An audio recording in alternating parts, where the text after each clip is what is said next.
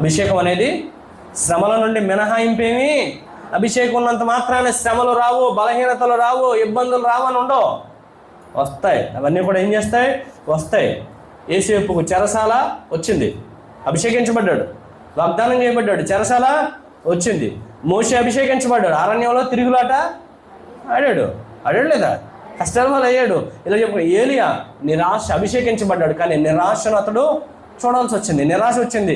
సౌలు కారాగారంలో అతను ఏం చేశాడు? సౌలుని తీసుకెళ్ళి బంధించారు. ఇలా చెప్పుకుంటూ పోతే యేసు అభిషేకించబడ్డాడు, ఆయన కూడా సిలువ వేయబడ్డాడు.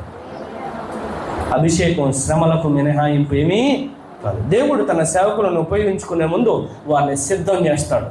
శ్రమల గుండా దేవుడు వారిని చెక్కుతాడు. మొదటి సమయాల గ్రంథం 23:16 మీరు జ్ఞాపకం చేసుకుంటూ పోతే యోనాతాను దావీదును వెతికి వెళ్ళాడు. ఒకసారి చదవండి, వచ్చిన 23:16. 23 సమయాలు.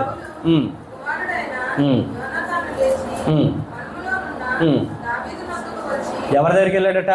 ఇది యోనాతాను, సౌలు కుమారుడైన యోనాతాను దావీదు దగ్గరకు వచ్చి, నా తండ్రి అయిన సౌలు, నా తండ్రి అయిన సౌలు నిన్ను పట్టుకొనజాలడు, నువ్వు భయపడకో. ఏమంటున్నాడు? నా తండ్రి అయిన సౌలు నిన్ను పట్టుకోలేడు. ఎందుకు పట్టుకోలేడు తెలుసా దావీదా? నేను నీ మీద నీకు దేవుడు తోడుకున్నాడు, నేను ఎవడరా పట్టుకుంటాడు? నీకు దేవుడే తోడుగా ఉన్నాడు, నీ పక్షాన్ని ఎవరు లేస్తాడు? నా తండ్రి అయిన సౌలు నిన్ను పట్టుకొనజాలడు, భయపడకో.